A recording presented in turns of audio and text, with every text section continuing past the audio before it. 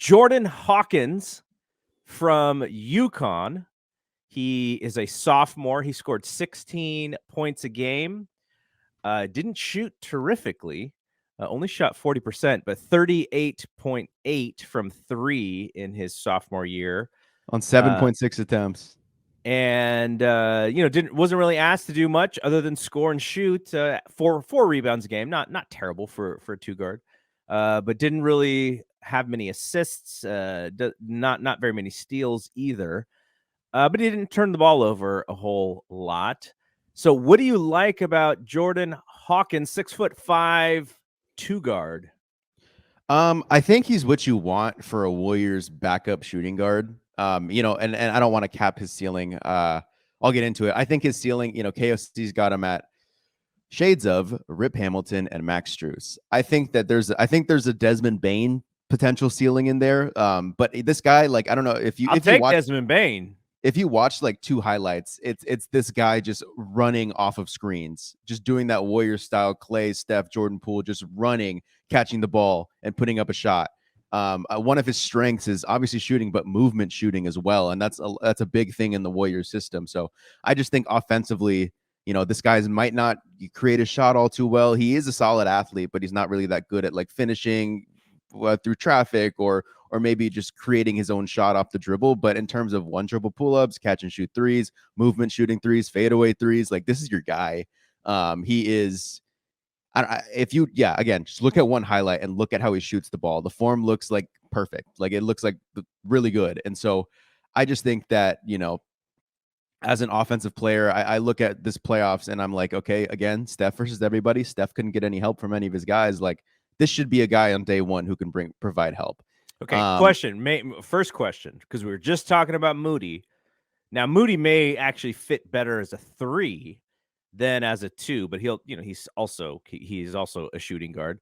Can they both play together? Can they both be on the same team together? Yeah, I think the upside for me when they got Moody was that, oh my God, this guy might be, how tall is Moody? 6'6", 6'7"? I think he's 6'6". This guy might be a 6'6" two guard. Like you might have drafted another Klay Thompson in terms of position for size. Like two guards are supposed to be what, 6'4", 6'3", and you drafted a 6'6" shooting guard. But I think with Moody is offensively he might be able to be a two guard, but I think defensively he has a hard time keeping up with the guards. He's more of a just laterally. So I think defensively he's a three. So I think the fit could work because Jordan Hawkins, like I think they're still experimenting with, or he's still working on his defensively.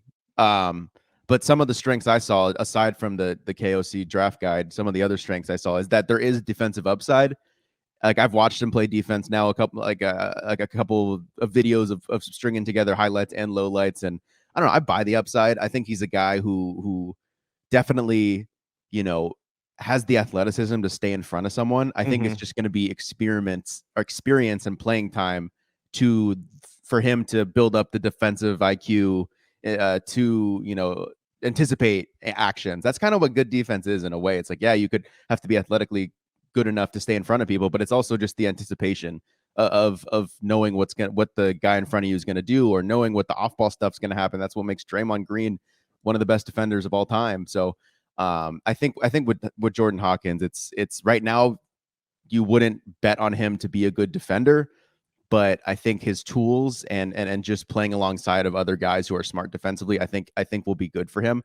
I don't think he's Jordan Poole level bad. Jordan Poole, I think, is the worst defender in the league.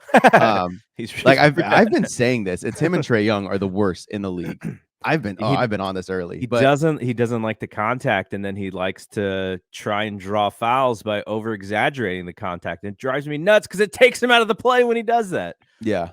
I honestly, like, if they kept Jordan Poole, I could legit see a Jordan Poole, Jordan Hawkins, like Moses Moody backup lineup, like working. Like, I just think offensively, like I would buy that. So again, I don't think they can keep Jordan Poole because of the whole thing. But anyway, like I think that Jordan Hawkins, I would urge the listeners to watch, just two highlights and tell me that he doesn't look like he could play in the Warriors system just by how he moves off the ball in terms of coming to catch a shot to then put it up, coming off of screens. Someone just he looks like a guy who would fit seamlessly into the Warriors rotation. So KOC has him on his big board, which was updated about, I don't know, last week sometime at 25. So the Warriors are drafting at what, 19? Yes. So, but in his mock draft, which it's been a few weeks since he's updated his mock draft, he had him going to the Lakers at 17. Probably more of like a fit thing than anything else. But the pluses, you mentioned the pluses. The minuses, KOC says not a primary ball handler, lacks the handle and wiggle to break down defenders. Under the rim, under the rim, at the rim finisher, who would benefit from adding a floater and some more touch layups to his repertoire. And then just the fact that he didn't shoot great as a freshman. Interesting. I don't buy the back. I think the bottom part was like, sure, wasn't a great shooter as a freshman, but I think you buy the shot. Like, literally just look at his shooting form. Like, it looks pure. It looks believable. He's shooting from 2 feet behind the 3-point line in college too. So that's like an NBA 3-point shot. You buy it. What about Ryan Rollins? I don't remember what he was coming into the league though.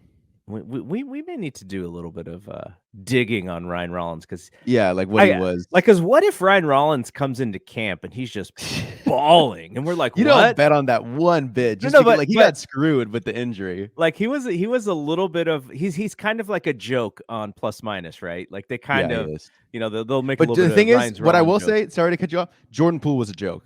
Going into his second season, he struggled. Jordan Poole was a joke on plus minus, especially on plus minus. Like Marcus, I remember this vividly. Like I remember where I was when he said this, but Marcus, me and JJ were higher on Jordan Poole than most because it just looked like you buy into what he could do on the ball. Like it looks like to me, it was always he was shaking his defenders, he was getting open looks, creating separation. He just couldn't hit the shot. Yeah, but they were making him a joke on plus minus going into year 2, and I remember it because Marcus was the one who kind of put his hand up all shy. I was like, I think Jordan Poole could be good, but he kind of made it as a joke so they wouldn't make fun of him. But I feel like he was legit about it. And then Jordan Poole has a great year too. So yeah, Ryan Rollins is the joke right now. I'd probably bet on him staying the joke just because he was in the G League for the majority of the year.